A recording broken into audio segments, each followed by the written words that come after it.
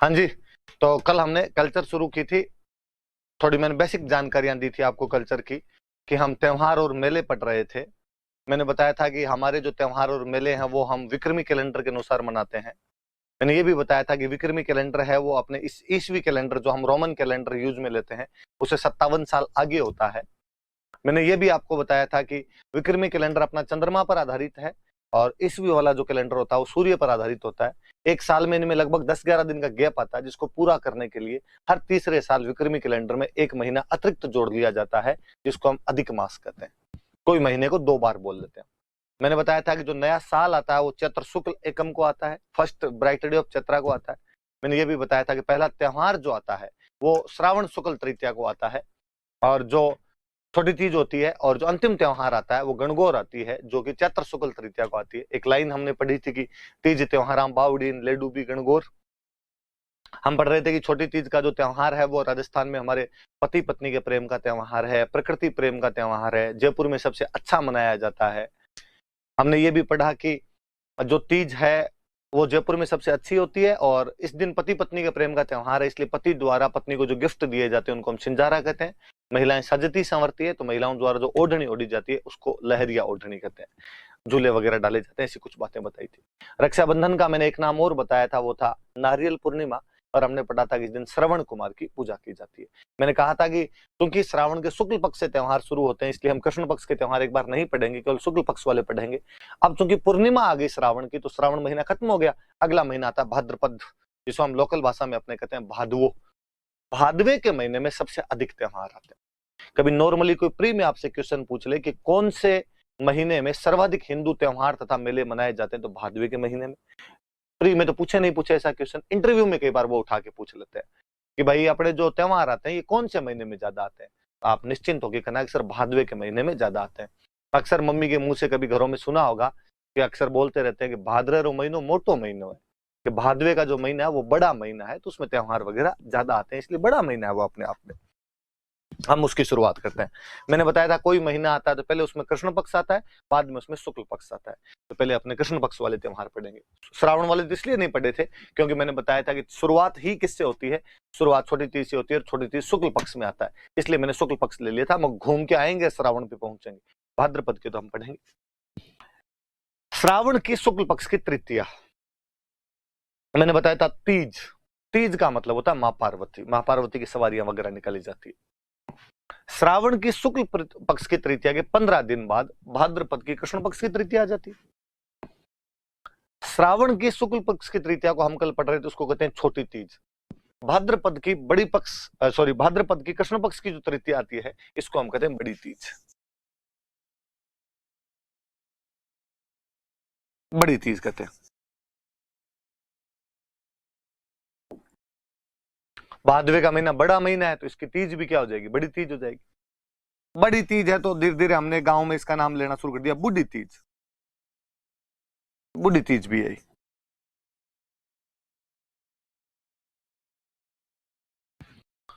मौसम कजड़ाया वैसा मौसम रहता है हमेशा, कजड़ी तीज आई।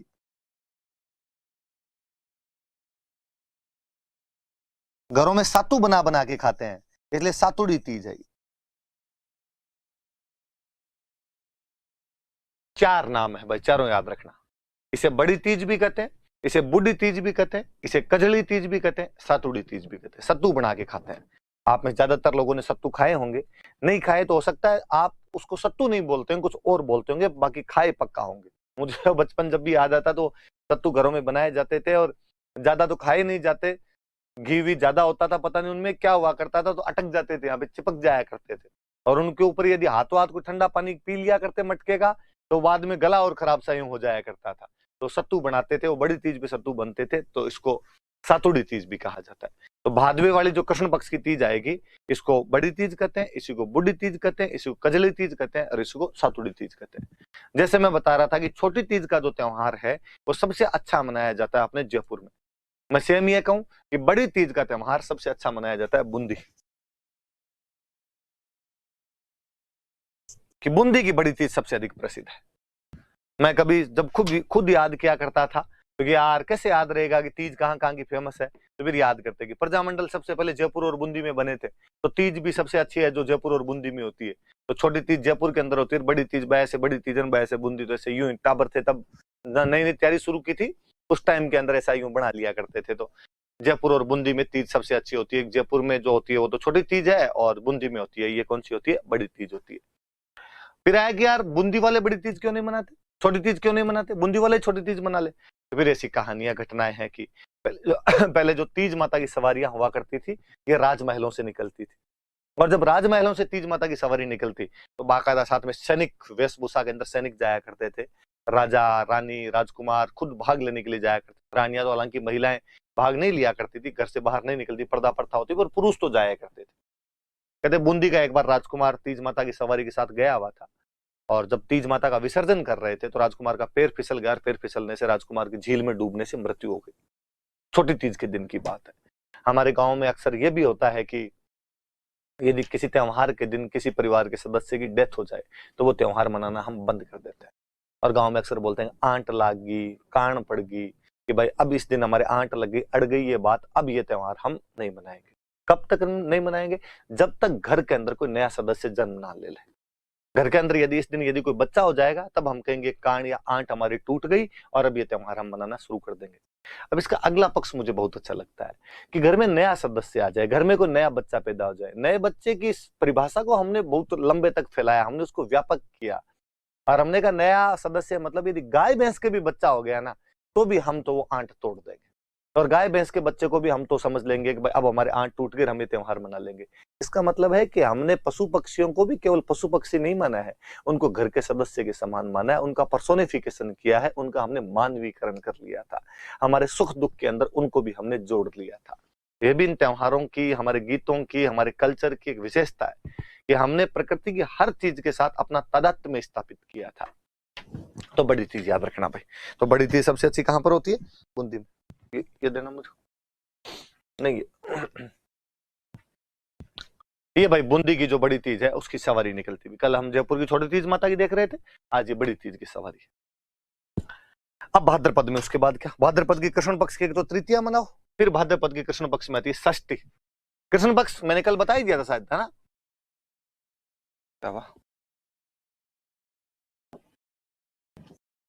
अच्छा, डायरेक्ट फोर्टनाइट,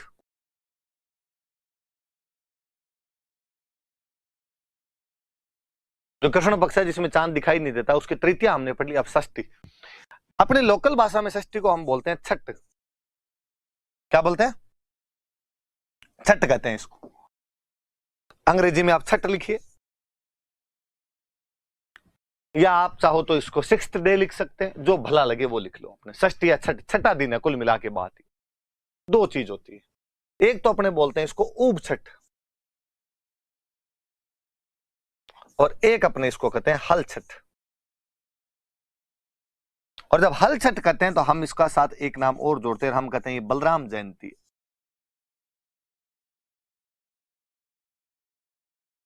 बलराम जयंती है, हल छठ है। मैं नीचे वाले से वापस लेता हूं।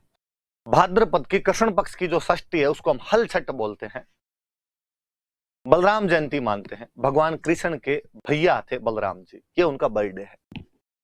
बलराम जी का प्रिय हथियार था हल, इसलिए अक्सर हम बलराम जी का पर्यायवाची कहते हैं हलधर, हल को धारण करने वाला।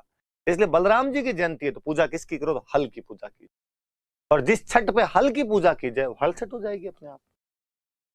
तो हल छठ बलराम जयंती होती है, ये भाद्रपद कृष्ण षष्ठी होती है। एक फिर अपने पश्चिमी राजस्थान का साइड का एक व्रत है उबो, मारवाड़ी भाषा में उबो मतलब खड़ा, लड़कियां खड़ी खड़ी व्रत करती है, इसलिए उब छठ हो गई।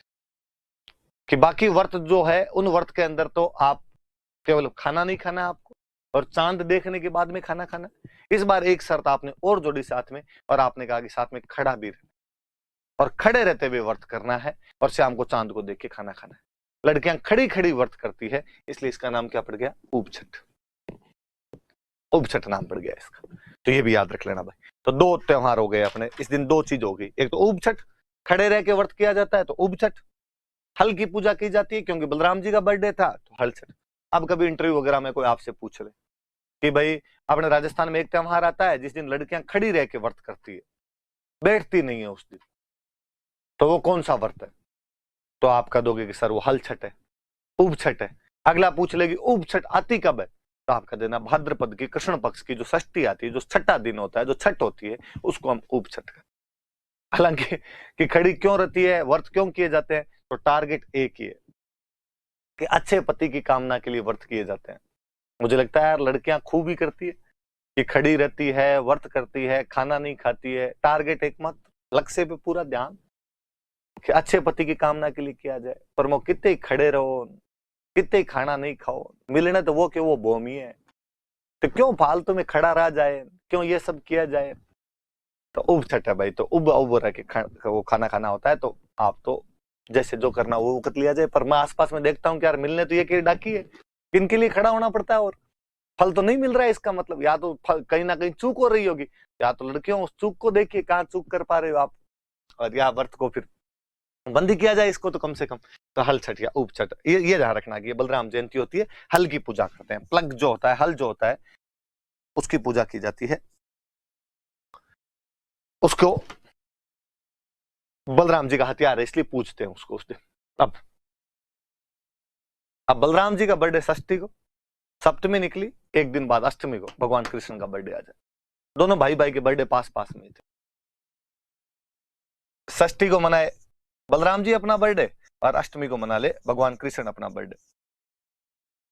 फिर दोनों भाइयों के दोस्त तो कॉमन ही थे, तो दोनों सप्तमी को पार्टी कर लेते होंगे कि अपने तो सप्तमी को कर लेते हैं पार्टी, यार दो दो खर्चे कौन लगाए, तू छठ को पार्टी देगा, मैं अष्टमी को पार्टी दूंगा। दोनों भाई दोस्तों कॉमन दोस्तों को बुलाते, आ जाओ सप्तमी को अपनी पार्टी हो रही है, तो उस दिन पार्टी कर लिया करते थे दोनों। याद रखना भाई, कृष्ण जन्माष्टमी कोई नहीं पूछे आपसे, आ गई तो मैंने आपको पढ़ा थी।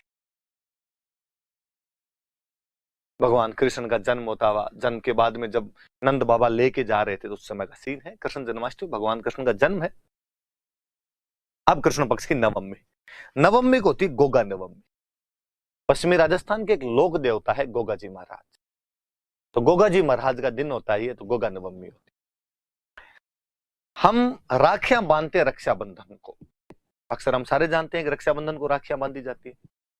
राखियां खोलते हैं गोगा नवमी को, बांधने के 9 दिन बाद राखियां खोली जाती है। और गांव में तो बड़ा त्योहार होता है गोगो। अक्सर मैं देखता हूं कि नई नई लड़कियों की जिनकी शादी होती है, वो जब पहले सावन में घर आई हुई होती है, तो सावन खत्म होते ससुराल वालों के फोन आए कि भाई भेजो सावन खत्म हो गया। तो अक्सर गांव के अंदर कहते हैं कि रुको भाई 9 दिन तो रुको, गोगे के बाद भेजेंगे। गोगा बड़ा त्योहार है, गोगे पे राखियां खोली जाती। तो वैसे सामान्यतः गोगे पे राखियां खोल देते हैं, पर किसान इस दिन अपने हल के राखी बांधता है। वापस हल आ रहा है, देखो किसान हल को राखी बांधता है। क्योंकि नवमी होती है इसलिए 9 गांठ लगाता है। तो पूछा जाए कि किसानों द्वारा हल को राखी कब बांधी जाती है, तो नवमी को बांधी जाती है। कितनी गांठ लगाई जाती है, तो 9 गांठ लगाई जाती है। कौन सी नवमी को बांधी जाती है, तो भाद्रपद कृष्ण नवमी को बांधी जाती है। कौन सी नवमी होती है, तो गोगा नवमी होती है। 2 जगह मेले लगते हैं। वैसे तो गोगा जी जब पढ़ेंगे तब हम और पढ़ेंगे, बाकी मैं यही थोड़ी बात बताऊं। 2 जगह मेले लगते हैं। चूरू में एक जगह पड़ती है ददरेवा, यहां पर मेला लगता है। हनुमानगढ़ में एक जगह पड़ती है गोगा मेड़ी, यहां पर मेला लगता है।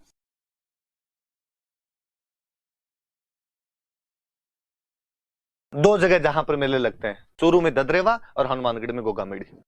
कोई सिंपल सा उठा के पूछे कि भाद्रपद कृष्ण नवमी के राजस्थान में 2 प्रसिद्ध मेले बताइए, तो आप बता देना सर गोगा नवमी होती है इस दिन, और इस दिन ददरेवा चूरू में मेला लगता है गोगा जी महाराज का, और गोगा मेड़ी हनुमानगढ़ में लगता है। यहाँ क्यों लगते हैं हम आगे बात कर लेंगे, एक बार इतना सा याद रखा जाए।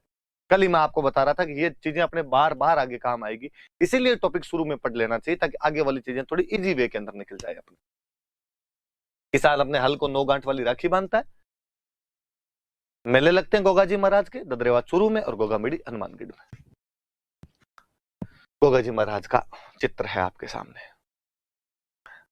वही कृष्ण पक्ष चल रहा है अपना, भाद्रपद कृष्ण पक्ष में हम पढ़ रहे हैं। द्वादशी, द्वादशी मतलब 12वां दिन, 2 और 10 12वां दिन। आप लोकल भाषा में अपने कहें तो बारस, इंग्लिश वाले भाई बंधु चाहें तो इसको बारस लिखें, और आपको फील नहीं आए तो अपने 12th डे लिखें भले। बछ बारस होती है, बछड़े की पूजा की जाती है। काफ, फिर कोई कहानी है कि कोई एक राजा था और उसके दो रानियां थी, एक सीता और गीता। दोनों रानियों में से एक रानी के पास में गाय थी और एक रानी के पास में भैंस थी। गाय से बछड़ा पैदा होता, बछड़े से बैल बनता, और बैल खेती में काम आया करता था। शुरुआत में हमारी इकोनॉमी का मुख्य साधन ही कृषि था, जब तक उद्योग और व्यापार वाणिज्य नहीं आया था। प्रारंभ में सबसे पहले पशुपालन था, और पशुपालन से खेती की तरफ बढ़े थे। जब पशुपालन था तब भी गाय एक महत्वपूर्ण पशु था। गाय से दूध मिलता, गाय का दही अच्छा होता, गाय का घी अच्छा बनता। और जब खेती की तरफ मूव किया किसान ने, जब वो किसान बना, तब तो उसे बैल की बहुत ज्यादा जरूरत पड़ने लगी कि हल जोतने के लिए तो बैल ही काम आएगा। वो घर के सदस्य की भांति था, घर का बेटा था बैल, क्योंकि कमा के लाता है, हल तो वो जोतता है। केवल गाय माता नहीं थी, बैल की भी हमने वैसी पूजा करनी शुरू की। गांव में छोटे थे तब गाया करते थे, गा माता गोमतीन टोगड़ियो गणेश। टोगड़िया वो जो बछड़ा है, वो जो काफ है, वो गणेश है। तो बछड़े को हमेशा ही अच्छा माना जाता है कि यार बैल बनेगा ये बड़ा होके। और चूंकि ये अपनी फसलों के साथ जुड़ा हुआ था, इकोनॉमी के साथ जुड़ा हुआ था, और मनुष्य की जो भी चीज इकोनॉमी से जुड़ी होती है, मनुष्य उनको बहुत चाहता है। इसीलिए धीरे धीरे गाय जो है वो महत्वपूर्ण पशु के रूप में सामने आया, और हमने उसको माता ही मानना शुरू किया। और गांव में कहा जाने लगा, भाई गाय छोड़ो, बछड़े के भी हाथ नहीं लगाया जाना चाहिए। आज भी मैं अक्सर कई गांव में देखता हूँ कि बैल मर जाता है तो बाकायदा मूर्तियां लगाते हैं उसकी। हमने तो सिंधु घड़ी सभ्यता थोड़ी सी पढ़ी, क्योंकि अपने तो इतनी काम की बातें हैं। फिर मुझे लगता है इंडियन हिस्ट्री के अंदर ये पढ़ाई जाती है खूब सारी, तो खूब सारी बातें वहां पढ़ लेते हैं। तो मैं यहाँ थोड़ी खा भी जाता हूँ उसको कि यार इंडियन हिस्ट्री में पढ़ते हैं तो वहां पढ़ लेंगे, क्यों डबल रिपीट की जाए कई चीजों को, वहां समझ में इजीली आती है। वहां पढ़ोगे कि कुब्बड़ वाले बैल का चित्र तो मोहरों पे सिंधु घड़ी सभ्यता वालों ने खूब लिखा, खूब चित्र बनाए उसके। तो मतलब बछड़ा बैल हमारा महत्वपूर्ण पशु है। तो एक राजा, उसके दो रानियां सीता और गीता, एक के पास गाय एक के पास भैंस। भैंस की जो मालकिन थी, उसको एक दिन भैंस ने कहा कि देखो तुम मेरी मालकिन हो, तुम तो मेरे से लाड रखती हो, पर बाकी सारे लोग लाड गाय का रखते हैं, सारे लोग गाय को चाहते हैं, और इस गाय के बछड़ा होने वाला है, बच्चा होने वाला है, और यदि इसके बछड़ा हो गया तो गाय का फिर और ज्यादा लाड रखना शुरू कर देंगे, मुझे ये पीटेंगे। तुम मेरी मालकिन हो, तुम्हारा थोड़ा कर्तव्य बनता है कि नहीं बनता है? उसने कहा मैं क्या करूं कि आप देख ले, इसके बछड़ा हो तो ये मुझे पीटेंगे, तो मुझे बचा तू कैसे न कैसे करके। और कहते हैं कि उस भैंस की मालकिन ने ध्यान देना शुरू किया, और जैसे ही गाय के एक दिन रात को बछड़ा हुआ, उसने अपने नौकरों का बछड़े को पीछे ले जाओ और पीछे ले जाके काट के फेंक दो उसको। नौकर गए और चाकुओं से बछड़े को काट कर फेंक दिया। कहते हैं अगले दिन जब राजा खाना खाने के लिए बैठा तो आसमान से रक्त की वर्षा होने लगी, हड्डियां गिरने लगी, और आकाशवाणी हुई, हे राजन, तुम्हारे राज्य में गाय के बच्चे को काटकर फेंक दिया गया, और तुम हो जो बैठकर खाना खा रहे हो। हे राजन, तुम्हारे घर के पिछवाड़े में, तुम्हारे महल के पीछे की साइड में एक बछड़ा कटा हुआ पड़ा है। राजा वहां गया और उसने जाकर देखा कि वाकई वहां पर बछड़ा कटा हुआ है। राजा ने घोषणा करवाई, राजा ने मुनादी करवाई कि आज के दिन, आज के बाद बछड़ों की पूजा की जाएगी, ये बछड़ों की बारस मानी जानी चाहिए। इसलिए हम उसको बछ बारस बोलते हैं। और किसकी पूजा करते हैं? बछड़े की। क्योंकि बछड़े को चाकुओं से काट दिया गया था, इसलिए आज के बाद इस दिन कोई भी चाकू का प्रयोग नहीं करेगा। चाकू रसोई में साइड में रखे जाएंगे। इसलिए कभी नोटिस करना, बछ बारस वाले दिन मम्मी चाकू साइड में रख देती है, रसोई में कुछ भी काटते नहीं है। तो आप कहोगे सर फिर सब्जी कैसे बनाते हैं? सब्जी साबुत अनाज बनाए जाते हैं उस दिन, और कोई टमाटर वमाटर नहीं डालते हैं उस दिन सब्जी में, क्योंकि काट तो सकते ही नहीं आप। तो बछ बारस वाले दिन दो बातें याद रखनी है कि बछ बारस को एक तो बछड़े की पूजा की जाती है, एक चाकू का प्रयोग नहीं किया जाता। नाइफ यूज नहीं किया जाएगा, और जो काफ है, जो बछड़ा है, उसकी पूजा की जाएगी। ये चीजें कब की जाती है? तो बछ बारस वाले दिन की जाती है। तो बातें याद रखना आप। तो कृष्ण पक्ष की द्वादशी को बछ बारस आती है, इस दिन बछड़े की तो पूजा की जाती है, और चाकू का प्रयोग नहीं किया जाता। मम्मी से और पूछना इस बारे में, वो ज्यादा अच्छे से बता पाएंगे, उनकी कहानी और अच्छे से सुनी हुई होगी। इसके बाद आ गई अमावस्या, सती अमावस्या। सती माताओं के जहां जहां मेले लगते हैं, सती माताओं के जहां जहां मेले बढ़ते हैं, जहां जहां मंदिर होते हैं, वहां वहां उनके बड़े मेले बढ़ते हैं। और अपने बड़ा कोई मेला लगता है तो वो झुंझुनू के अंदर रानी सती वे, उन रानी सती का मेला बढ़ता है झुंझुनू।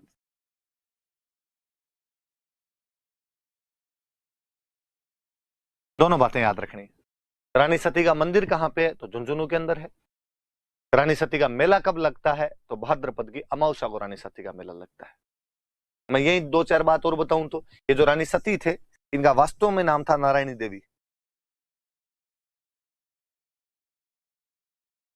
इनके पति का नाम था तन धन दास अग्रवाल, और अपने पति के साथ में सती हुए थे। तन धन दास अग्रवाल के साथ में सती हुए थे। सतियों की रानी कहते हैं हम इनको, सतियों की दादी भी कहते हैं, दादी सती भी कहा जाता है। आपके दिमाग में एक रानी सती थे कौन, तो याद रख लेना कि वास्तव में नाम तो इनका नारायणी देवी था। अपने पति तन धन दास अग्रवाल के साथ में सती हो गए थे। इन्हें हम दादी सती भी कहते हैं, सतियों की रानी मानते हैं। इनका मेला झुंझुनू में लगता है और भाद्रपद अमावस्या को लगता है। अमावस्या आते कृष्ण पक्ष खत्म हो जाएगा आपका। आपने पता नहीं नोटिस किया कि नहीं किया, पर मैं बताऊं आपको, कृष्ण पक्ष में खूब सारे हमने त्योहार पढ़े, पर त्योहारों का सीरीज ये है। कृष्ण पक्ष के जो भी त्योहार पड़े वो 3, 6, 9, 12, 15 है। 3 का पहाड़ है। 3 बड़ी तीज, बुढ़ी तीज, सातुड़ी तीज, कजली तीज, बूंदी में अच्छी, छठ, उब छठ, हल छठ या बलराम जयंती, नवमी, गोगा नवमी, 9 गांठ वाली राखी हल्के बांध दो, बाकी अपनी राखियां खोलते हैं। ददरेवा, चूरूर, गोगामिडी, हनुमानगढ़ में मेले भर लो। बछ बारस के दिन बछड़े की पूजा कर लो, चाकू का प्रयोग करेंगे नहीं। 15वें दिन अमावस्या, रानी सती का मेला झुंझुनू में, सती अमावस्या होती है। तन धन दास अग्रवाल के साथ नारायण देवी नाम की महिला सती वे थे, जिन्हों हम दादी सती या रानी सती के नाम से जानते हैं। 3, 6, 9, 12, 15 है। ज्यादा लोड लेने की आवश्यकता नहीं। आप कहोगे सर अष्टमी और थी, हाँ भाई अष्टमी और थी, पर ये याद नहीं रखनी। कोई नहीं पूछे कृष्ण जन्माष्टमी कब आती, बलराम जयंती जरूर पूछ लेगा, उसे पता है क्या कृष्ण जन्माष्टमी इसको याद है, क्या करूंगा मैं पूछ के। इधर तो 3, 6, 9, 12, 15 और कुछ नहीं। अब अपने आ जाओ शुक्ल पक्ष पे। शुक्ल पक्ष पे आ गया। अब शुक्ल पक्ष पढ़ेंगे भाद्रपद। कृष्ण पक्ष खत्म कर लिया हमने, अब कृष्ण पक्ष वाले में कुछ ही नहीं लिखेंगे और खाली पड़ा रहेगा, शुक्ल पक्ष वाले पढ़ेंगे। शुक्ल पक्ष में द्वितीया, और द्वितीया को बोलते हैं बाबरी बीज। द्वितीया को नॉर्मल अपने राजस्थानी में यदि बोले तो अपने कहेंगे दूज। आप कहोगे सर द्वितीया दूज है, हाँ भाई द्वितीया दूज है। पश्चिमी राजस्थान, जैसलमेर बाड़मेर वाला जो इलाका है, ये गुजरात का टच करता है। गुजरात में 2 को बोलते हैं बे, 2 को बे कहते हैं, इसलिए वहां पे जाके दूज बीज बन जाती है, तो दूज हो गई बीज। तो अपने कहते हैं दूज, वो कहते हैं बीज। तो दूज कह दो, बीज कह दो या द्वितीया कह दो, एक ही बात है। आगे लिखा बाबरी बीज। राजस्थानी में रा रे री, मतलब हिंदी का का के की। इसका मतलब तो हो गया की, इसका मतलब हो गया दूज या द्वितीया।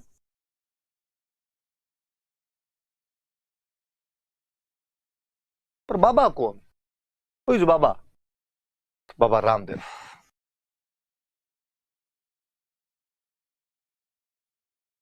बाबा रामदेव की दूज है, बाबा रामदेव की द्वितीया है।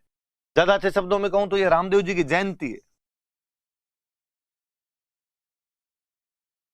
प्लीज कोई बाबा रामदेव कहते ये मत समझ लेना जो पेट को अंदर बाहर करता है, और आपको लगे ओ नो बाबा रामदेव की भी जयंतियां मनाने लग गए क्या लोग।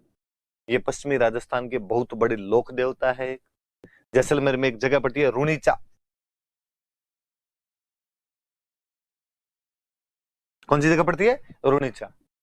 वहां पर बाबा का मेला लगता है बहुत बड़ा। द्वितीया से शुरू होता है, एकादशी तक चलता है। मैं बताऊंगा एकादशी तक क्यों चलता है आगे, जब रामदेव जी पढ़ेंगे तब। द्वितीया से शुरू करके एकादशी तक। Second bright day of Bhadrapada से शुरू होता है, 11th bright day of Bhadrapada तक चलता है। इतने पैदल यात्री जाते हैं, इतनी भीड़ होती है, इतनी भयंकर भीड़ होती है कि जोधपुर से आगे के जितने बस स्टैंड है, जोधपुर से आगे के जितने रेलवे स्टेशन है, उन पर तिल रखने की जगह नहीं होती। रोड की साइड के अंदर जातरू जातरू होते हैं, पैदल यात्री खूब सारे मिलेंगे। हम कहते हैं इतनी भीड़ या तो कुंभ के मेले में करते हो या मारवाड़ में रामदेव जी के मेले में करते हो। हम कहते हैं बाबा रामदेव का जो मेला है ये मारवाड़ का कुंभ है।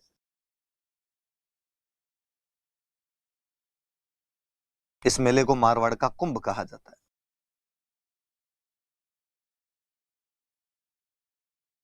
तो द्वितीय और बाबरी बीज है जो रामदेव जी की जयंती होती है। बाबा यहाँ पे रामदेव जी है, बीज का मतलब दूज है, रामदेव जयंती होती है।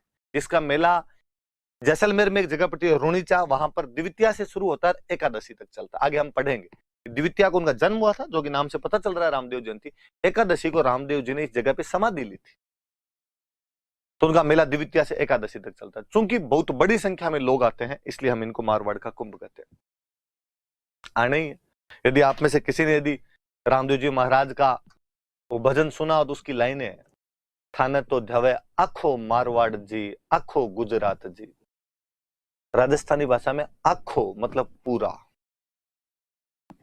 अक्सर गांव में छोटे थे, पूरे दिन घूमते रहते, दिन में रोटी खाने भी नहीं आते। मम्मी शाम को कहा करती थी आखो दिन रो तो फिरे। आखो दिन मतलब पूरे दिन घूम रहा था तू, आज खाना खाने नहीं आया। तो गाने की लाइन है थाने तो ध्यावे आखो मारवाड़ जी, मतलब आपको पूरा मारवाड़ ध्यावे मतलब पूजा करता है। थाने तो ध्यावे आखो गुजरात जी, पूरा गुजरात आपकी पूजा करता है। जिस आदमी के मारवाड़ और गुजरात दोनों पूजा करेंगे, उस आदमी के यदि यात्री नहीं आएंगे तो किसके आएंगे? तो बाबा रामदेव के मेले में खूब सारे यात्री आते हैं, इसलिए हम उसको कहते हैं कि मारवाड़ का कुंभ है। तमाम बातें याद रखनी है। बाबरी बीज है, रामदेव जी की जयंती होती है, जैसलमेर के रुणीचा में मेला लगता है जो द्वितीया से शुरू होकर एकादशी तक चलता रहता है। अधिक पैदल यात्रियों की संख्या के कारण इस मेले को मारवाड़ का कुंभ कहा जाता है। याद रह जाएगी बात? ये भाई बाबरी बीज याद रखना आप। ये रामदेव जी के मेले, भीड़ देखो भयंकर भयंकर भीड़ पड़ी हुई एकदम। ये रामदेव जी का फोटो है। बाकी ये गोगा जी महाराज, रामदेव जी महाराज, तेजा जी महाराज, बाबू जी महाराज, ये हम लोक देवता पढ़ेंगे। मैं और अच्छे से इनकी खूब सारी बातें बताऊंगा। यहाँ पर मैं थोड़ा थोड़ा इंट्रोडक्शन दे रहा हूँ कि वहां मैं पढ़ाऊं तो अचानक किसी को ये नहीं लगे कि बाबा रामदेव मतलब पतंजलि है, कोई ये ना कह दे। फिर आए शुक्ल पक्ष में। शुक्ल पक्ष में इस बार आया चतुर्थी। मैंने आपको कल एक बात बताई थी कि चतुर्थी कभी शुक्ल पक्ष में आ ही नहीं सकती। चतुर्थी आएगी तो हमेशा कृष्ण पक्ष में आएगी। पर मैंने कहा था कि एक अपवाद है, भाद्रपद वाली जो शुक्ल पक्ष की चतुर्थी है वो तो आएगी, क्योंकि गणेश जी का बर्थडे है। अब बर्थडे तो उनका हो सकता था, तो ये गणेश चौथ है वास्तव। गणेश चतुर्थी बोलते हैं। कहते हैं इसी दिन इनके पापा का बर्थडे होता है, शिव जी का, तो शिव चतुर्थी भी कहते हैं। हालांकि यहां मैं नहीं कहूंगा कि दोनों बाप बेटे साथ में पार्टी कर लेंगे। वहां मैंने कृष्ण बलराम जी के लिए कह दिया था, क्योंकि भाई देखो दोनों के फ्रेंड सर्किल अलग अलग है। गणेश जी वाला फ्रेंड सर्किल है वो तो यूं लड्डू वड्डू खाने वाला है एकदम, वैसे शिव जी वाला भांग धतूरे पिए, कोई गोरा भांग रगड़ के बोली तेरे संग भूतों की टोली। उधर साथ में भूत रहे भांग पिए तो बाप बेटे का कनेक्शन थोड़ा बैठता नहीं है। देखो सीधी सी बात है।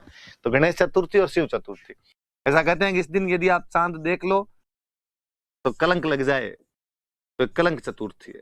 लोकल भाषा में अपने कहते हैं कि चांद ने इस दिन चतराई दिखाई थी ज्यादा, इसलिए चतरा चौथ है। ये याद रखना, चतरा चौथ। मुझे याद है एक बार प्रिया मेंस में भूल रहा हूं, पर 2010 के किसी एग्जाम में क्वेश्चन था कि चतरा चौथ कब मनाई जाती है। चतरा चौथ के बारे में आप क्या जानते हैं? भाद्रपद शुक्ल चतुर्थी को चतरा चौथ कहा जाता है, जिसे हम गणेश चतुर्थी, शिव चतुर्थी, कलंक चतुर्थी या चतरा चौथ के नाम से भी जानते हैं। कहानी है कि गणेश जी महाराज का जन्मदिन था। गणेश जी महाराज सुबह सुबह तैयार होकर बैठे थे, खूब सारे गिफ्ट आए हुए, खूब सारी मिठाइयां आई हुई, मोदक खाए बैठे बैठे, लड्डूवन का भोग लगे, संत करे सेवा वाली फीलिंग ले रहे थे भगवान गणेश। और कहीं से चंद्रमा आ गया, और चंद्रमा ने आगे गणेश जी की मजाक उड़ानी शुरू कर दी। और चंद्रमा ने गणेश जी का, यार गणेश तो शक्ल देखी तेरी कांच में, कैसा दिखता है तू? सूंड लटका हुआ तेरे आगे, मोटा सा, चला जाता ही नहीं तेरे से हाथी। गणेश जी ने कई देर तो कहा कि बढ़ने दो, अपने लड्डुओं पे कंसंट्रेशन किया जाए, क्या पड़ा है, बोल के चला जाएगा। चंद्रमा ने और यूं कुचरनियां करनी शुरू की। चंद्रमा कि मुझे देख, कोल्ड डूड हैंडसम एकदम, हर आदमी मेरे के अंदर खुद की जान देखता है, एक तू देख ले। कभी कोई कहता है कि हमें गणेश जैसा बॉयफ्रेंड मिले? सब कहते हैं हमें चांद मिले। लड़के लड़कियां दोनों चांद की कामना करते। गणेश जी गुस्सा है, और गणेश जी ने कहा कि गोरे रंग पे ना इतना गुमान कर कि घमंड, तुझे रूप का घमंड है तेरे। जा चंद्रमा, आज के दिन यदि तुझे कोई देख लेगा तो उस पर चोरी का आरोप लगेगा, कलंक लग जाएगा। लोग आज के दिन तो तेरा चेहरा देखना भी पसंद नहीं करेंगे। और हम कहते हैं कि चौथ का चांद यदि देख लिया जाए तो कलंक लगता है, इसलिए कलंक चतुर्थी है। कहते इस कलंक से तो भगवान कृष्ण नहीं बच पाए थे। उन्होंने एक बार चौथ का चांद देख लिया था और उन पर आरोप लगा कि श्यामंतक मणि उन्होंने चुरा लिए। पता चला यार, भगवान कृष्ण ऐसा कैसे कर सकते हैं, वो क्यों चुराएंगे ये चीज। फिर विश्व के प्रथम पत्रकार नारद मुनि ने बताया कि कृष्ण ने एक बार चौथ का चांद देखा था, इसलिए ये कलंक तो झेल नहीं थे, इसलिए आरोप लगाया आप पर ही। जब उस आरोप से भगवान कृष्ण नहीं बच पाए तो आपकी और मेरी औकात ही क्या है। नहीं देखना चाहिए चौथ का चांद। चांद ने चतुराई दिखाई थी तो चांद को उसका फल मिला कि चौथ का चांद देखना भी लोग पसंद नहीं करते। जहां जहां गणेश जी के मंदिर होंगे वहां गणेश चौथ के मेले लगेंगे। अपनी किताबों वाले दो मेले ज्यादा बड़े बताते हैं, या मैं यूं कहूं कि आरपीसी इन दो मेलों के बारे में क्वेश्चन पूछ लेती। एक रणथंभौर में एक मेला, त्रिनेत्र गणेश मेला।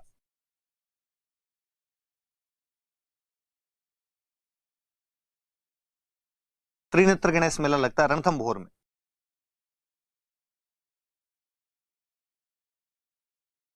एक जैसलमेर में एक मेला लगता है चुंगी तीर्थ।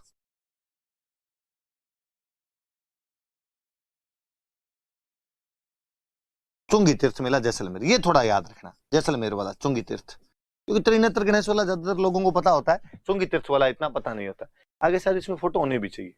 ये रहा त्रिनेत्र गणेश मेला रणथंभौर, त्रिनेत्र गणेश का फोटो है, और यही है रणथंभौर वाला लिया हुआ है, 3 नेत्र दिखाए हुए, और ये चुंगी तीर्थ वाला दिखाया हुआ है, जैसलमेर के अंदर दिखाया चुंगी तीर्थ मेला। तो पानी वानी जैसलमेर में भी पानी आ रखा है, देखो पास में कोई नदी वदी का होता होगा, पहाड़ तो इस चक्कर में आ जाता होगा पानी। तो ये गणेश जी की मूर्ति है।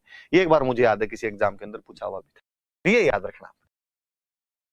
ये गणेश चतुर्थी के 4 नाम, गणेश चौथ, शिव चौथ, कलंक चौथ और चतरा चौथ। त्रिनेत्र गणेश का मेला रणथंभौर में लगता है, चुंगी तीर्थ का मेला जैसलमेर के अंदर। अब मैं बात बताऊं, अक्सर आप जब किताबें कोई पढ़ते हो तो कई किताबों में ऐसा लिखा आता है कि शादी का पहला निमंत्रण त्रिनेत्र गणेश को भेजा जाता है। आप भी जब बात सुन रहे हो तो आप कहेंगे हाँ सर सही तो बात है, शादी का पहला इनविटेशन है वो त्रिनेत्र गणेश को भेजा जाता है। पर मैं कहूंगा कि नहीं। आप सेंटेंस को वापस सुनिए। राजस्थान हिंदी ग्रंथ अकादमी तक की बुक में मैंने कहीं एक दिन पढ़ा था कि वो लिख रखा था कि शादी का पहला निमंत्रण त्रिनेत्र गणेश को भेजा जाता है। मुझे लगा कि यार इसके जो राइटर हैं वो रणथंभौर के आसपास के रहे होंगे और उनके वहां पर शादी का पहला निमंत्रण रणथंभौर के गणेश जी को भेजने की रिवायत रही होगी, इसलिए उन्होंने लिखा होगा कि शादी का पहला निमंत्रण त्रिनेत्र गणेश को भेजा जाता है। ये किताब मैं लिखता तो मैं लिखता कि शादी का पहला निमंत्रण गणेश को भेजा जाता है। वो गणेश जी हो सकते हैं हमारे बीकानेर वाले हो, किसी के नागौर में हो, किसी के जोधपुर में हो, किसी के डूंगरपुर बांसवाड़ा हो, किसी के भरतपुर धौलपुर हो। मुझे लगा यार हमारे पश्चिमी राजस्थान वाले तो जयपुर के आगे के राजस्थान को जानते ही नहीं है, 7 पीढ़ियों ने भी रणथंभौर का नाम नहीं सुना होता। हमारा त्रिनेत्र गणेश से क्या लेना देना है? और कोई जयपुर में भी बैठा है तो त्रिनेत्र गणेश क्यों जाएगा? मोती डूंगरी जाए, मोती डूंगरी में जाके दे के आ जाए अपने। तो शादी का पहला निमंत्रण गणेश जी को भेजा जाता है। पर फिर भी याद रखना ऐसा किताबों में लिखा आता है, क्योंकि त्रिनेत्र गणेश का मेला बड़ा लगता है रणथंभौर के अंदर। वैसे तो हम कहते हैं 3 नेत्र भगवान शिव के होते हैं। भगवान शिव जिस दिन अपना तीसरा नेत्र खोलेंगे उस दिन प्रलय आ जाएगी। पर हम कहते हैं रणथंभौर में वो तीसरा नेत्र शंकर भगवान के बेटे गणेश जी के पास में। हम कहते हैं ऐसा क्यों? शादी का पहला निमंत्रण गणेश को क्यों भेजा जाए? अक्सर हम घरों के अंदर देखते भी हैं कि कार्ड लेके आते हैं, पहले कार्ड पे लिखते हैं गणेश जी महाराज, और अपने घर में जो थान होता है, थान मतलब मंदिर, ये थान स्थान शब्द से बन गया कि देवता का स्थान है। अपने से वो आधा से बोला नहीं गया तो अपने का थान है, थान है। वो जो देवता का थान होता है वहां पे कार्ड रखते हैं, ले जाके हाथ जोड़ते हैं, गणेश जी महाराज पहला कार्ड आपको भेज दिया है। कहानी ऐसी की भगवान की बारात जा रही थी और सारे देवता तैयार हो रखे थे बारात में जाने के लिए। गणेश जी भी तैयार। गणेश जी ने कहा मैं भी चलूंगा। गणेश जी बच्चे ही थे, टाबर ही थे। मां पार्वती ने सुबह सुबह नए कपड़े पहना दिए। गणेश जी दोनों हाथ जेब में डाल के नहीं घूम रहे। जैसे बस आई तो बस में सबसे आगे जाके बैठे। गांव में आज भी बारात बसों में जाती है। कोई शहर वाला सुने तो इस बात पे ऑफेंड मत होना कि बस में बारात कैसे। गांव में वो 52 सीटर बसें हुआ करती थी, जिनमें मुझे आज भी याद है कि इतने बड़े बड़े गियर हुआ करते थे, जिनको ऐसे ऐसे ड्राइवर लगाया करता था, 5-7 बार आगे पीछे करता था तो गियर लगा करता था। उनमें बारातें जाती, बीन तक उनमें बैठा करता था। ये पर्सनल गाड़ियां अब आई है जागे। गणेश जी भी आगे आगे बैठे हुए। अब बारात रवाना होने लगी। किसी ने आकर टाबर नीचे उतरो, रे टाबर टाबर नीचे उतरो सारे, क्या करोगे तुम, जाके खो जाओगे वहां पे बारात में। और गणेश जी का हाथ पकड़ के नीचे उतार दिया। बारात से नीचे उतारने की बेइज्जती क्या होती है, ये उसी ने फील की होगी जिसको बारात वाली गाड़ी से उतारा गया होगा। आप में से भी कई लोग ऐसे रहे होंगे जिनको टाबर पड़े में कभी घर में एक पक्का कोई खोड़ला चाचा ताऊ होता है जिसका काम यही है कुचरनियां करनी, उतारता वैसे उसने आपको भी उतारा होगा। पर भाई रे बहुत भयंकर हालत हुआ करती थी। मुंह छोटा सा हो जाया करता था। सुबह से एकदम तैयार होके घूमते रहते कि पैंट की इस्त्री क्या टूट जाए, प्रेस कैसे टूट जाए उसकी। और फिर अचानक कोई नीचे उतार देता है। फिर रोते रोते आते मम्मी के पास। मम्मी भी क्या करती, मम्मी कहती अगली बार पक्का भेजूंगी, मैं लेके चलूंगी तेरे को। पर अपने तो भाई टाबर होते, कुछ कर नहीं पाते। गणेश जी तो महाराज, गणेश जी को नीचे उतारा। गणेश जी गुस्सा है। गणेश जी ने अपने सिपाहियों को ऑर्डर दिया कि सिपाहियों जाओ और रास्ते खोद दो। सिपाही कौन, तो गणेश जी के सिपाही चूहे। चूहे गए, चूहों ने जाके हाईवे खोद दिया पूरा। बारात जैसे आगे पहुंची, ड्राइवर ने गाड़ी रोक दी। ड्राइवर ने कहा रास्ता खराब है, मैं नहीं जाऊंगा आगे। नीचे उतर के देखा तो आगे चूहों ने पूरा रास्ता खोद रखा। पूछा चूहों से, भाई क्या हुआ रे, तुमने रास्ता क्यों खराब कर दिया। चूहों ने कहा कि साहब जब तक भाई नहीं जाएगा ना बारात को आगे नहीं जाने देंगे। तुम क्या सोच रहे थे, बिना भाई के गीगली लेके आ जाओगे, लाओ देखिए बींदनी कितनी की लेके आते हो। वापस गए, गणेश को राजी किया, गणेश प्लीज चल। गणेश ने कहा अब नहीं जा रहा मैं, अब तुम शादी करके देख लो मेरे बिना कैसे होती। और थोड़े नोरे के हाथ जोड़े, कहा गणेश को कि गणेश तेरे को दूल्हे के पास बिठाएंगे, एकदम साथ ही रहना तो दूल्हे के, फिर तुझे कौन उतारेगा, दूल्हे को तो कोई उतारने से रहा, तो तेरे को भी कोई नहीं उतारेगा। तब गणेश जी राजी फिर बिठाए गए। और उस दिन भगवान विष्णु ने कहा कि हे गणेश, आज के बाद इस मृत्यु लोक में जब कभी भी किसी की शादी होगी तो शादी का पहला निमंत्रण गणेश को भेजा जाएगा, तुझे सबसे पहले याद किया जाएगा। हे गणेश, शादी के जब कार्यक्रम शुरू होंगे तो सबसे पहले तेरी स्थापना की जाएगी। हे गणेश, आज के बाद जब भी कोई दूल्हा बनेगा तो उसके साथ हमेशा तू रहेगा। अपने कहते हैं विनायकियों, और जो छोटा सा बच्चा साथ में घुमाते रहते विनायकियों कहते हैं, तो गणेश जी का पर्यायवाची है विनायक। बांध बैठना मतलब विनायक की स्थापना है। शादी का पहला कार्ड है तो विनायक जी को है। और गांव में अभी तक ध्यान रखते हैं कि बस में एक सीट खाली छोड़ते हैं, वहीं यहाँ विनायक जी विराजेंगे। और घर के कोई जो सीनियर सज्जन है, जो ताऊ जी दादाजी कोई है, तो बारात रवाना होते टाइम बाकायदा मंदिर में थान में जाके हाथ जोड़ते हैं, गणेश जी महाराज आप पधारो, सीट खाली है, बैठो, कोई विघ्न नहीं पड़ना चाहिए। विघ्न हरता है वो गणेश। और दूल्हे के पास में बिठाया जाए उसको एकदम। और वही है जी, आजकल अपने कल्चर भूलने लग गए। आजकल दूल्हे की गाड़ी अलग हो गई। अब दूल्हे वाली गाड़ी में सीट कौन छोड़े, क्योंकि दूल्हे वाली गाड़ी में दूल्हे के दोस्त ही नहीं, कमी आने दे, वो इतने ज्यादा हो जाते। फिर मुझे कई बार लगता है कि आजकल गणेश जी ने खुद ही कह दिया कि मैं दूल्हे वाली गाड़ी में नहीं बैठूंगा यार, क्योंकि दूल्हे के दोस्त होते हैं सारे दारूड़ी है। और गणेश जी ने कहा मैं इन दारूडियों के बीच में आज बैठूं कल बैठूं। जगह हो तो कहीं दूसरी जगह बिठा लो, मैं बस के पीछे लटक के आ जाऊंगा, इन दारूडियों के बीच में नहीं बैठूंगा मैं। आजकल भाई गणेश जी की थोड़ी दिन खराब चल रही है इस मामले के अंदर। याद रखना, बारात जाए तो गणेश जी महाराज की सीट छोड़ी जाए, उस विघ्न हरता देवता को साथ में लेके जाया जाए, तब शादी बिना किसी विघ्न के कंप्लीट होगी, बिना किसी विघ्न के पूर्ण होगी। तो गणेश जी का शादी का पहला निमंत्रण भेजा जाए। गणेश जी के दो बड़े मेले, त्रिनेत्र गणेश मेला और चुंगी तीर्थ मेला। चुंगी तीर्थ जैसलमेर के अंदर है, त्रिनेत्र गणेश रणथंभौर में। मैंने दोनों आपको दिखाए, त्रिनेत्र गणेश और ये चुंगी तीर्थ, दोनों याद रखना।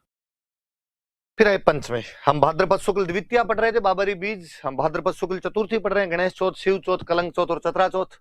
हम पंचमी पढ़ेंगे, ये ऋषि पंचमी।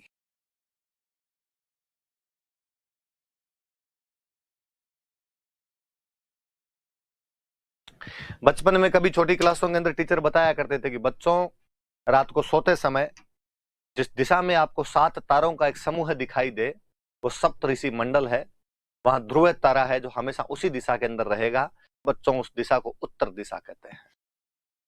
वो जो सप्त ऋषि मंडल है, वो जो सप्त ऋषि है, उनकी पूजा इस ऋषि पंचमी को की जाती है।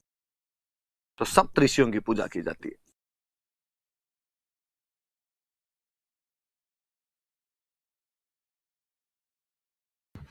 अपने बाकी सब रक्षाबंधन मनाते हैं श्रावण की पूर्णिमा को।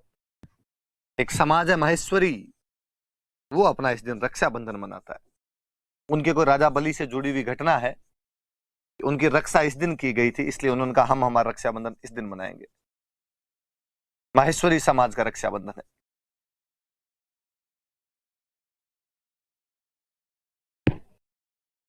दो मेले याद रखने हैं। भरतपुर में एक जगह पड़ती है कामा, जहां पर एक मेला लगता है भोजन थाली। भोजन थाली मेला, कामा, भरतपुर।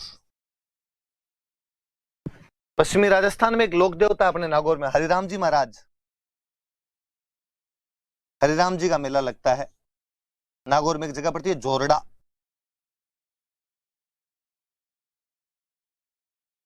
वहां पर मेला लगता है। हरिराम जी महाराज की तो मैं लोक देवताओं में और बात करूंगा। हालांकि बचपन का कोई मेला मुझे यदि याद है तो हरिराम जी महाराज वाला ही याद है। सर्प रक्षक देवता है, पश्चिमी राजस्थान में सांप ज्यादा आते हैं, इसलिए हरिराम जी की पूजा सारे किया ही करते थे। और पांचम को हरिराम जी के तो मखाने चढ़ाते ही थे। हर पांचम को प्रसाद किसका है? हरिराम जी महाराज का, हरिराम जी महाराज का है। पांचम कौन सी थी? तो भाद्रपद शुक्ल पंचमी थी। ये वाला याद रखना, भोजन थाली मेला। कामा भरतपुर के अंदर एक जगह है, भगवान कृष्ण का इलाका, जिसके कदम कदम पर भगवान कृष्ण के रजकणों की धूली वहां पर विराजमान हो। मथुरा में रहने वाला वो मथुरेश कामा बयाना बरसाने के अंदर घूमता रहा होगा, अपनी रासलीला रचाई होगी उसने वहां पर। और कहते हैं एक बार वो कामा के अंदर ग्वालों के साथ भोजन करने के लिए पधारे थे। गाय चराने वाले जो ग्वाले थे, उनके साथ वो भोजन करने के लिए पधारे और उनकी थाली में बैठकर एक साथ भोजन किया था। उस दिन की याद में आज भी कामा में भोजन थाली मेला लगाया जाता है। लोकल कामा क्षेत्र का एक मेला है। भरतपुर भगवान कृष्ण से इतना अधिक जुड़ा हुआ है कि वहां पर यह मेला होना स्वाभाविक सी बात है, कोई बड़ी बात नहीं।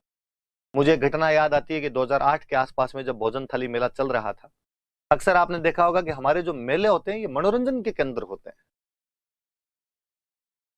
कुश्तियां, दंगल, और डॉलर हिंडे, झूले, वो सब इन मेलों के अंदर ही आया करते थे।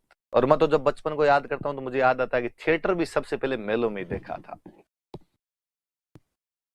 वीसीआर पे मूवी दिखाया करते थे, 5 रुपए लेके वो मूवी दिखाई जाती थी, 3 रुपए 5 रुपए लेके। तो मनोरंजन के केंद्र थे वो मेले। भोजन थाली मेले के दौरान कामा के अंदर कुश्ती का दंगल चल रहा था। कुछ युवा लड़के पानी की एक टंकी पर चढ़े हुए थे। बदकिस्मती या दुर्भाग्यवश वो टंकी गिर जाती है। उस लड़कों की उस टंकी के नीचे दबकर मृत्यु हो जाती है। उस साल आरपीसी का ये करंट का क्वेश्चन था कि हाल ही में कौन से मेले को देखते समय टंकी गिरने से युवकों की मृत्यु हो गई या दुर्घटना हो गई। हमने पढ़ा कि भोजन थाली मेला। 2-3 साल बाद आरपीसी ने उस क्वेश्चन को चेंज करते हुए, घुमाते हुए पूछा कि भोजन थाली मेला कब मनाया जाता है? भाद्रपद शुक्ल पंचमी। हो सकता है कभी वो आपसे पूछेगी कहां मनाया जाता था? कामा भरतपुर के अंदर। तो ऋषि पंचमी होती है, सप्त ऋषियों की पूजा करते हैं। ये माहेश्वरी समाज का रक्षाबंधन है। कामा में भोजन थाली मेला और झोरड़ा नागौर में हरिराम जी महाराज का मेला होता है। हरिराम जी महाराज जोरडा बताया हुआ। लोक देवता पढ़ेंगे तब और पढ़ेंगे। भाद्रपद की कृष्ण पक्ष की अष्टमी को कृष्ण जन्माष्टमी थी, भाद्रपद की शुक्ल पक्ष की अष्टमी को राधाष्टमी है। भगवान कृष्ण कृष्ण पक्ष में पैदा हुए इसलिए काले रहे होंगे, राधा जी शुक्ल पक्ष में पैदा हुए इसलिए गोरे रहे होंगे। मुझे लगता है वो जो गीत है कि मैं क्यों काला राधा क्यों गोरी, भगवान कृष्ण को बता देना चाहिए भाई साहब, हम बता देते हैं। तुम कृष्ण पक्ष में पैदा हुए थे, राधा कृष्ण शुक्ल पक्ष में पैदा हुई थी। अपने याद रखने वाली बात है कि अजमेर में एक जगह पड़ती है सलेमाबाद, यहां पर निम्बार्क संप्रदाय का मेला लगता है। ये याद रखने वाली बात है कि कौन से सेक्ट का मेला लगता है यहां पे। तो निम्बार्क सेक्ट जो है, निम्बार्काचार्य जी महाराज की बात हम मिडेवल हिस्ट्री के अंदर करेंगे। इस मेले की और बात, इस संप्रदाय की और बात जब मैं संत और संप्रदाय पढ़ूंगा तब आपसे करूंगा। तो निम्बार्क संप्रदाय याद रखना आपने। मेला मैंने बता दिया आपको, सलेमाबाद अजमेर के अंदर, सलेमाबाद अजमेर में जगह पड़ती है। भाद्रपद कृष्ण अष्टमी कृष्ण जन्माष्टमी है, भाद्रपद शुक्ल अष्टमी है तो राधाष्टमी। राधाष्टमी का मेला कहां पर है, तो निम्बार्क संप्रदाय का सलेमाबाद अजमेर। ये आपके राधा कृष्ण की फोटो है। निम्बार्क संप्रदाय वाले ये मानते हैं कि राधा जो थे वो भगवान कृष्ण की पत्नी थे।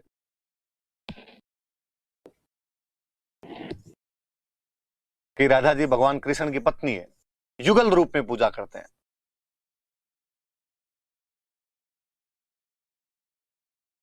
कपल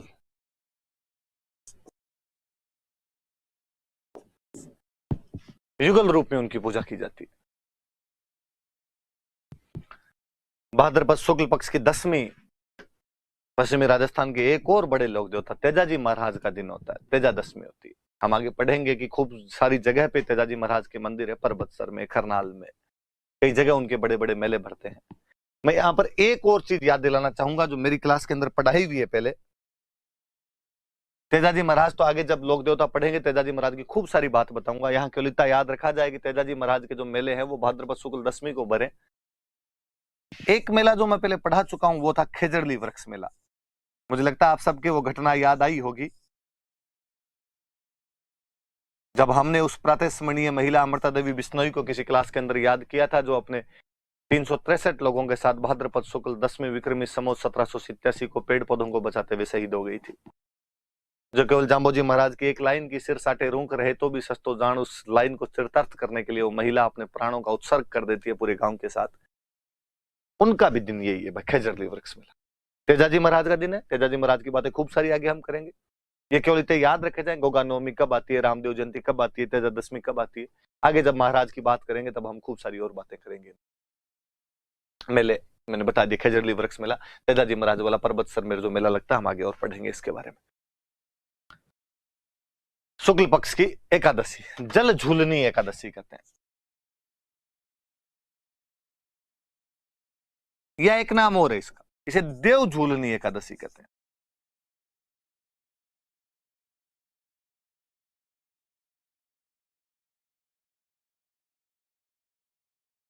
जल झूलनी एकादशी कह दो या आप देव झूलनी एकादशी कह दो। इसको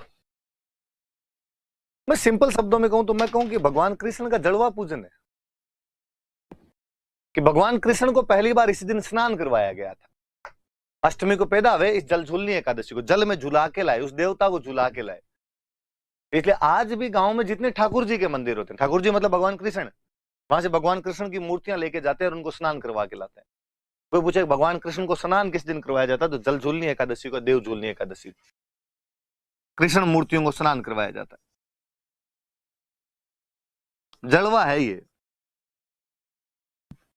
और कुछ ही नहीं है अपने आप। तो जो जड़वा पूजन वाला आपने बोलते हैं घरों के अंदर, वो जल झूलनी एकादशी है। भगवान कृष्ण का जलवा पूजन ये इस दिन हुआ, तो ये जल झूलनी एकादशी हो गई। इसके बाद भाद्रपद की चतुर्दशी, गलत लिख दिया, ऐसे लिखना था चतुर्दशी, ये इधर वाला काट दिया।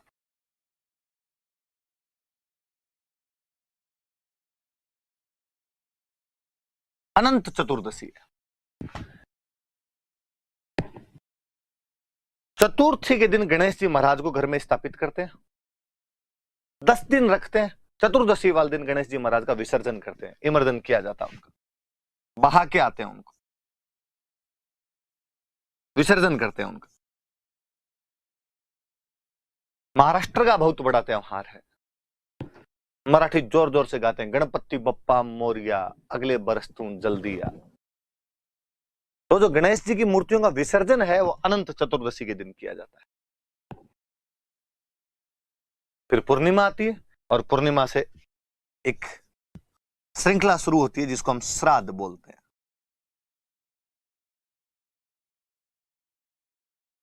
श्राद्ध शुरू हो जाते हैं। हमारे वे पूर्वज जिनकी मृत्यु हो चुकी है उनकी आत्माओं को तृप्त करने के लिए हम 16 दिन तक, श्राद्ध 16 होते हैं, ब्राह्मणों को भोजन करवाते हैं और हम ऐसा मानते हैं कि इनको यहां भोजन करवाने से उनकी आत्माएं तृप्त होती है। अक्सर उनकी जो फेवरेट चीज थी वो खिलाई जाती है। और कभी घरों में देखा तो कौवों को भोजन करवाया जाता, कागोल दिया करते थे, कौवों को भोजन करवाते थे, वो भी इन श्राद्ध वाले दिनों में करवाया जाता था। और कौवे इन दिनों में बड़े यूं डिमांडिंग रहते हैं कि छत पे चूरमा चूर के रख के आते।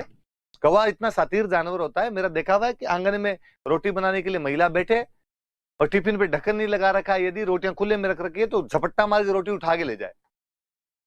और उन दिनों में चूरमा चूर के भी यदि वहां पे डाल रखते हैं तो कौवा नीचे आके चेक करता है मेन्यू क्या है, चूरमा है, नहीं नहीं यार उधर हलवा बना हुआ, हलवा ही खाएंगे। बुलाने पड़ते हैं कौवो, महाराज आओ जिम के जाओ, आज ब्राह्मणों को जिमाते हैं। हमारे एक दोस्त थे वो हमेशा हंसा करते थे, श्राद्ध ब्राह्मणों का वर्ल्ड कप है, पंडित जी को परफॉर्मेंस दिखाने का पूरा मौका मिलता है। पूर्णिमा आ गई तो खत्म हो गया। मैं इधर वालों की यदि बात करूं तो मैं आपको कहूं 2, 4, 5, 10, 11